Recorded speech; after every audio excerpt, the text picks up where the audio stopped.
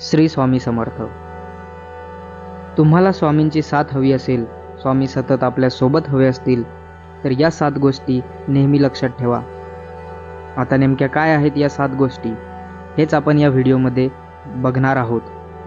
पण त्यासाठी तुम्हाला हा व्हिडिओ शेवटपर्यंत बघावा लागेल पूर्ण. आणि जर तुम्हाला हा व्हिडिओ आवडला असेल तर व्हिडिओला एक लाईक, शेअर आणि कॉमेंट नक्की करा. आणि आपल्या चॅनलवर नवीन असाल तर चॅनलला सबस्क्राईब करून समोरील बेल आयकॉन दाबायला अजिबात विसरू नका. चला तर मग सुरू करूयात. तर मित्रांनो, प्रत्येकजण आपल्या परिवारासाठी आणि स्वतःच्या कुटुंबासाठी स्वामींकडे काही ना काही मागत असतो. अनेक प्रकारच्या पूजा किंवा व्रतवैकल्ये करत असतो.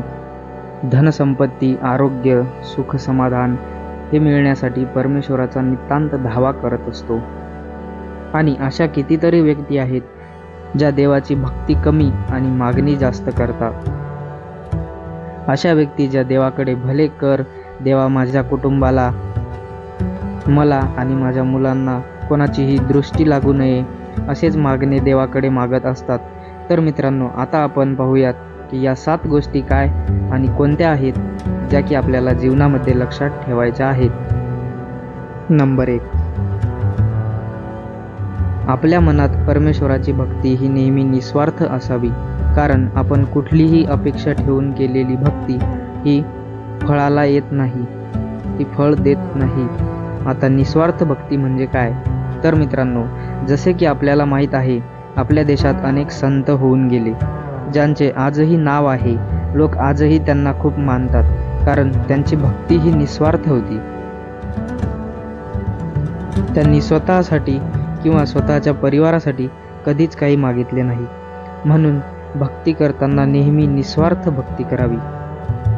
मग बघा, देव न मागताच आपल्याला सर्व काही देईल. नंबर 2, देवाचा नैवेद्य. मित्रांनो, देवाचा नैवेद्य किंवा प्रसाद हा नेहमी इतर सर्वांना वाटून मगच आपण स्वतः ग्रहण करावा. कारण देवाचा प्रसाद हा अत्यंत पवित्र असतो. हा प्रसाद ग्रहण केल्याने अनेकांचे दुःख कमी व्हायला मदत होते. म्हणून जे पूजेच्या वेळी उपस्थित आहेत त्या सगळ्यांना प्रसाद हा मिळालाच पाहिजे. म्हणजेच त्या सर्वांचे दुःख किंवा अडचणी दूर होतील आणि आपल्याला सुद्धा याचे पुण्य मिळेल. नंबर 3, घरातील अन्न. मित्रांनो, घरातील अन्न हे कधीही वाया घालवू नये. कारण आपण फार नशीबवान आहोत की आपल्याला पोटभर अन्न मिळते. नाहीतर आपल्या अवतीभोवती अनेक लोक असे आहेत ज्यांना पोटभर अन्न सुद्धा मिळत नाही. हेच अन्न तयार करायला एका शेतकऱ्याला खूप जास्त मेहनत लागते. आणि काही शेतकऱ्यांना तर स्वतः पिकवून सुद्धा पोटभर अन्न मिळत नाही. त्यामुळे आपण नेहमी अन्नाचा आदर हा केलाच पाहिजे. आपल्या घरात जर अन्न उरलेले असेल तर ते अन्न फेकून न देता ते कुठल्या तरी गरजू व्यक्तीला, म्हणजे एखाद्या भुकेल्याला किंवा एखाद्या मुक्या प्राण्याला त्यांना देणे हे कधीही चांगले. आणि असे केल्याने आपल्याला आत्मशांती आणि पुण्य मिळते. कारण असे म्हटले जाते की अन्न हे परब्रह्म आहे. नंबर 4, घराची स्वच्छता. मित्रांनो, आपण ज्या घरात राहतो त्या घराची स्वच्छता ही आपली जबाबदारी असते. म्हणून आपण नेहमी आपल्या घराला स्वच्छ ठेवले पाहिजे. जेव्हा आपण कुठल्या मंदिरात जातो तेव्हा आपण बघतो की तेथील वातावरण हे अतिशय मनमोहक, सकारात्मक आणि प्रसन्न असते. कारण तिथे पूर्ण स्वच्छता असते आणि त्यामुळे तिथे भगवंताचा सतत वास असतो. मग जर आपल्याला आपल्या घरात हे सगळं वातावरण आणि देवाचा सतत वास हवा असेल तर आपल्याला आपले घर हे नेहमी पूर्णपणे स्वच्छ ठेवणे अत्यंत गरजेचे आहे. आणि त्याचबरोबर आपले मनसुद्धा स्वच्छ असणे हे सुद्धा तितकेच महत्त्वाचे असते. नंबर 5, अपमान सहन करणे. मित्रांनो, आपल्यामध्ये स्वतःचा अपमान सहन करण्याची क्षमता ही नेहमी असली पाहिजे. जर कोणी आपला अपमान करत असेल तर आपण कसलीही बदल्याची भावना न ठेवता स्वतःला बदलण्याची तयारी ठेवावी. आणि जेव्हा आपण स्वतःला बदलू तेव्हा आपले आयुष्यसुद्धा खूप बदललेले असेल.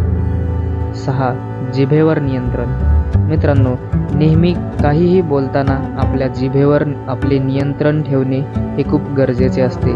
आपण आपल्या आजूबाजूला अशी अनेक लोक बघतो जी काहीही बोलताना अजिबात विचार करत नाहीत की आपल्या या बोलण्यामुळे कोणालाही त्रास होऊ शकतो, समोरच्या व्यक्तीवर त्याचा काय परिणाम होऊ शकतो, असा कुठलाही विचार न करता ते काहीसुद्धा बोलून जातात.